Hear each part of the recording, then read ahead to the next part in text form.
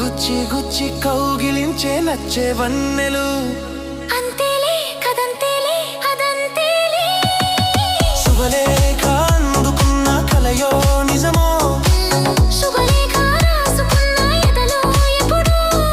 పుష్యమి పువ్వుల పూజ చేస్తా బుగ్గన చుక్కలకు అత్తిరి వలపుల గంధమిస్తా పక్కలలో